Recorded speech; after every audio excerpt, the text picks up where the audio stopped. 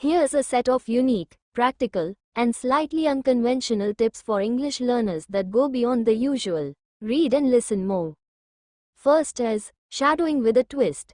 Instead of just repeating what you hear in English podcasts or movies, imitate the emotions, gestures, and intonation of the speaker. This trains not only pronunciation but also the natural rhythm and flow of English. Second is change your device language. Set your phone, social media, and apps to English. Interacting daily in English without consciously studying it creates passive learning that sticks over time. Third is think in English mini sentences. Instead of translating from your native language, try thinking in short English phrases when doing daily activities. I am drinking water. I need to charge my phone. This builds natural fluency. Fourth is label everything around you. Stick post-it notes in English on objects at home or work. But don't just write the word, add a phrase. Instead of chair, write sit on the chair. Instead of door, write open the door. It connects vocabulary with action. Fifth is learn English in context. Instead of memorizing words in isolation, create tiny stories or scenarios using them. Example: don't just learn umbrella, create a story. I forgot my umbrella. It rained. I got wet.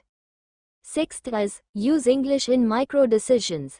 Make small daily choices out loud in English. For example, I will eat an apple now. I will check my messages. I am walking to the store. This makes English practical and spontaneous.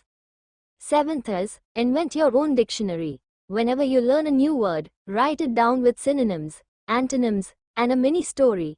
Example for ecstatic. I felt ecstatic when I won the game. Also happy, thrilled. Opposite, sad, disappointed.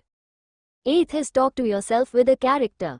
Pick a fun character persona and talk to yourself in English as them. Example: Sherlock Holmes checking clues at home. Or, a news reporter describing my morning.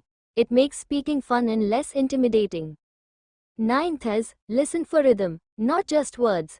Focus on sentence stress, intonation, and pauses when listening to English. This helps your brain predict language patterns and improves listening skills naturally.